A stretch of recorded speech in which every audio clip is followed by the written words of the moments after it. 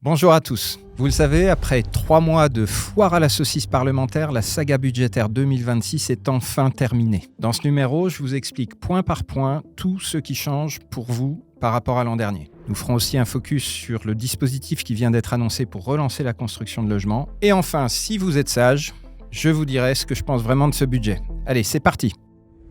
Pour ceux qui ne me connaissent pas, je suis Olivier Landrevi, dirigeant du secteur financier rangé des voitures, investisseur, business angel et enseignant en finance à HEC. Et Mathieu Louvet me fait l'amitié de me prêter son antenne pour tester ce nouveau format compact dans lequel j'essaierai de commenter des sujets de l'actualité économique et financière sous un angle à la fois pédagogique, factuel, sans pour autant m'interdire de donner mon avis de façon assez cash. Il y a des moments où la politique cesse d'être un commentaire pour redevenir un choix. Donc commençons par ce qui change. Et pour commencer, la contribution sociale généralisée sur les revenus du capital, qui gagne 1,4 points, ce qui porte les prélèvements sociaux sur ces revenus à 18,6%. Les plus anciens parmi vous se rappelleront peut-être que lorsqu'elle avait été introduite par Michel Rocard en 1991, ça ne nous rajeunit pas, elle était alors de 1,1%. Voilà, par effet de ricochet, la flat tax est donc également augmentée à 31,4%. Alors ces augmentations, elles s'appliquent aux dividendes, aux plus-values sur titres et aux intérêts des produits d'épargne hors les livrets réglementés comme le livret A qui, eux, ne sont pas fiscalisés du tout. Cette hausse, elle s'applique également en sortie d'enveloppe fiscale telles que le plan d'épargne en action et le plan d'épargne retraite. En revanche, la hausse est non applicable à l'assurance vie et aux revenus immobiliers, y compris les SCPI si vous en avez dans votre portefeuille. À ce stade, si vous avez mal à la tête, c'est parfaitement normal. Cette émission est sponsorisée par Doliprane. Alors attention, il s'agit d'un médicament, respectez la posologie. À la vôtre. Un petit rappel pratique concernant la flat tax. Si vous faites partie de la grande majorité des Français à être sur un taux marginal d'imposition inférieur à 30%, c'est-à-dire 0 ou 11, vous pouvez le vérifier sur votre avis d'imposition, et que vous touchez des dividendes ou des plus-values sur titre, il est dans votre intérêt de désopter de la flat tax. C'est une simple case à cocher sur votre déclaration d'impôt, mais ça peut rapporter beaucoup. Ensuite, parmi les mesures qui toucheront beaucoup de monde, nous avons la mise en place d'une nouvelle taxe de 2 € sur les petits colis. Par petits colis, on entend les colis de moins de 150 € en provenance de pays étrangers hors Union européenne. Bon, on a bien compris que c'était la Chine qui était visée avant tout. Une autre mesure qui touchera beaucoup de monde, la poursuite du durcissement de la fiscalité automobile par la baisse des seuils et en même temps la hausse des montants des malus CO2 et du malus poids. Alors vous me direz, il y a une certaine constance dans le changement puisque d'année en année, ça se durcit systématiquement. Vous pourrez retrouver évidemment tous les détails des barèmes de cette taxe sur le site officiel servicepublic.fr. Allez, pour varier un peu les plaisirs, un petit peu de générosité. Si des étudiants nous écoutent, ou plus vraisemblablement si des parents qui douillent pour eux nous écoutent, ce sera dorénavant repas à 1 € généralisé. Alors généralisé pour les étudiants, évidemment, je ne parlais pas des parents, mais allez savoir, peut-être que ça viendra. Alors revenons aux choses sérieuses. Comme vous le savez sans doute, nous avons échappé à la taxe Zuckman. Nous avons aussi échappé à l'impôt sur la fortune improductive. Nous resterons donc sur l'impôt sur la fortune immobilière tel qu'il existait déjà. Mais avec une surprise en plus pour certains, c'est la taxe sur les biens somptuaires détenus dans les holdings patrimoniales. Et ça, ce sera 20% par an, excusez du peu, mais seulement à partir de l'an prochain. Donc, note à Mathieu, sortir le yacht de la holding avant la fin de l'année. Bon, yacht ou pas yacht, pour les entrepreneurs aux tempes grisonnantes parmi vous, vous noterez aussi un resserrement des conditions de transmission familiale en pacte Dutreil. Enfin, la vraie nouveauté de ce budget, c'est un nouveau cadre fiscal pour l'investissement locatif. Je vous donne tous les détails dans 3 minutes. Alors, parlons maintenant de ce qui aurait pu changer, mais finalement ne changera pas. Non, rassurez-vous, je ne vais pas vous égrener la litanie des articles qui sont un copier-coller de 2025, mais simplement, pour la clarté mentale de tous, les points sur lesquels nous avons eu une reculade en bande organisée. Pour commencer, vous vous souvenez peut-être du principe de l'année blanche, eh bien vous pouvez l'oublier.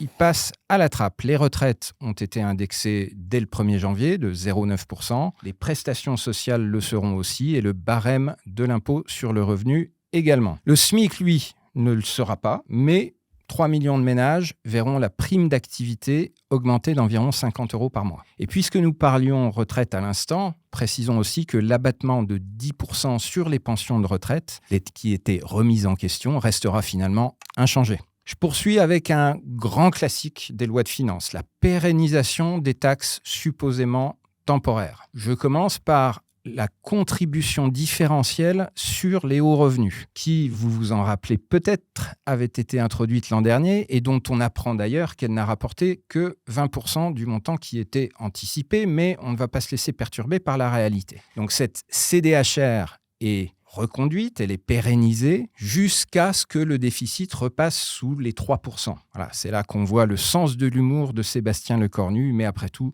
il a raison, on n'est jamais à l'abri d'avoir un jour un gouvernement qui fasse le job. Même tarif pour la contribution exceptionnelle sur les bénéfices des grandes entreprises. Alors, je rappelle la définition du mot exceptionnel dans le dictionnaire du Petit Bercy. Exceptionnel se dit de tout impôt nouvellement introduit avant qu'il ne soit pérennisé. Ah oui, voilà, c'est pas très compliqué finalement. Donc nous conserverons donc la tranche marginale d'impôt sur les sociétés la plus élevée de toute l'OCDE, le groupe des pays les plus développés, c'est-à-dire 36%. Bravo. Dans le même esprit, la trajectoire d'extinction de la contribution sur la valeur ajoutée des entreprises, la CVAE, qu'un engagement de campagne 2022 devait supprimer, eh bien cette trajectoire d'extinction passe elle aussi par la fenêtre. Vous connaissez la formule, les promesses n'engagent, etc., etc.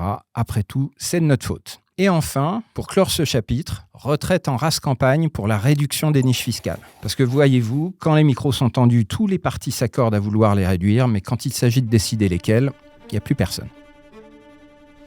Revenons maintenant à ce dispositif Relance Logement. Il ne s'agit pas du statut unique du bailleur privé dont il avait été un temps question. Aligner tous les régimes qui existent en matière de fiscalité immobilière était visiblement au-dessus des forces de ce gouvernement. Nous aurons donc à la place une nouvelle niche fiscale qui viendra complexifier un peu plus l'enchevêtrement existant. Mon point de vue, c'est qu'on ne fait pas une politique économique efficace à coup de niche fiscale et qu'il aurait été plus utile de s'attaquer au cœur du problème, c'est-à-dire une fiscalité générale de l'investissement locatif qui est absolument punitive. Mais bon, qu'importe, il y a un principe de réalité pour les investisseurs que vous êtes peut-être.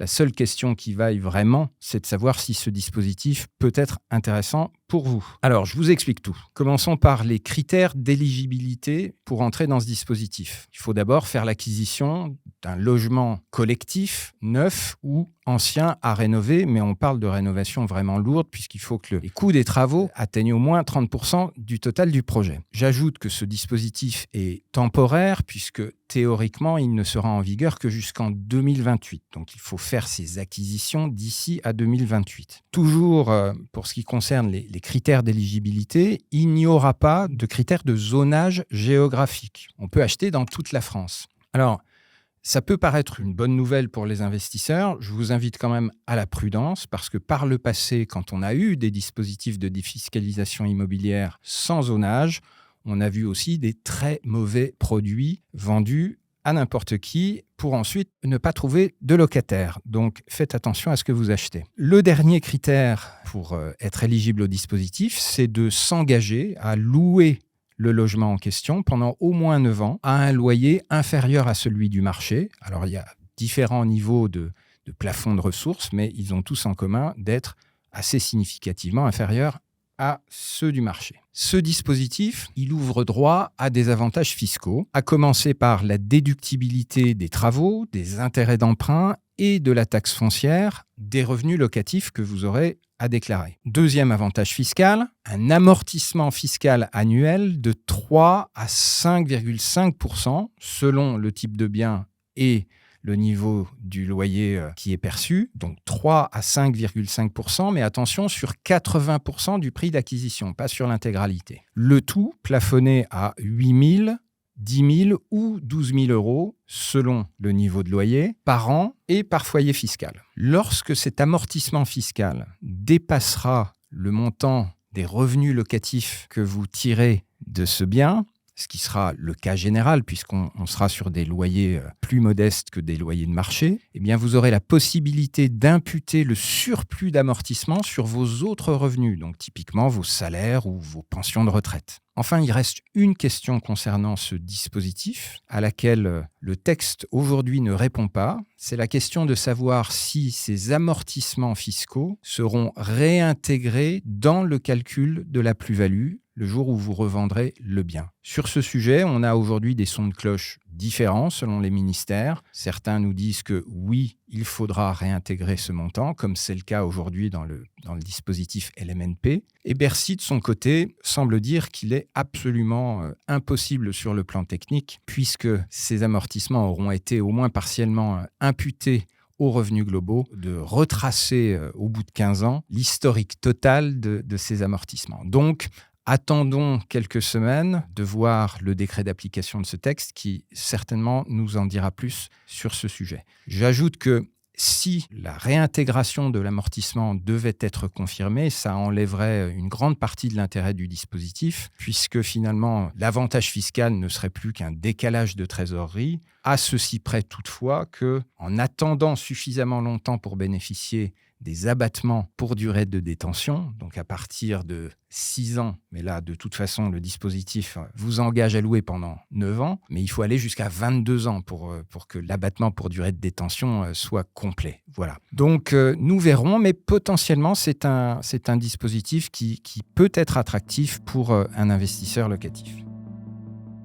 Alors, parlons maintenant de la réduction des dépenses publiques. Vous vous souvenez tous de l'engagement de Sébastien Lecornu, fraîchement nommé Premier ministre, de faire d'abord porter l'effort de redressement des comptes publics sur la dépense publique. Eh bien, en la matière, le budget 2026 définitif rend copie blanche.